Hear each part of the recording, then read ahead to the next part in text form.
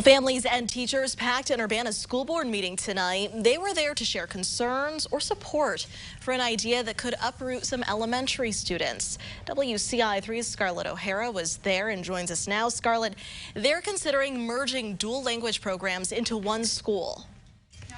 At Leal Elementary, a petition against this idea already has hundreds of signatures. Tonight, board members heard an hour and a half of public comment before they even got to see the full proposal. Year after year, students share that they do not feel comfortable speaking in Spanish outside our classroom. Year after year, I have students who do not feel safe walking to different spaces in the building to ask for support.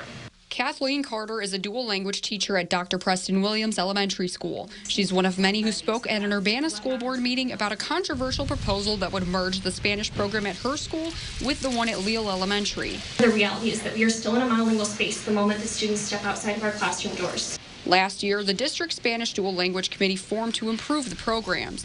To do that, they're recommending changing Leal from a neighborhood school to a fully bilingual school. None of these neighborhoods should have to sacrifice their school for a failing of the dual language program in the administration. Parents like Tony Allegretti are worried about the impact of the potential changes on monolingual families, and he feels like they've been left out of the conversation. If approved, families like his would have to send their kids to another school next year. There are kids from every walk of life here, and we want it to stay diverse, and we want it to stay local. Ben Baxley says he moved near Leal so he could send his children there. Just feels like after moving here, the rug's being pulled out from underneath us. But those who support the change say the board should make a decision based on what's best for the most students.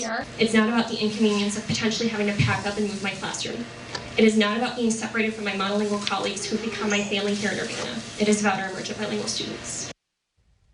The meeting is still going on as we speak. In addition to the dual language program consolidation at Leal, the committee is offering two other options. In one option, they would focus on improving the current models at both schools, or they could postpone their work until a district-wide equity audit and program evaluation is finished in May.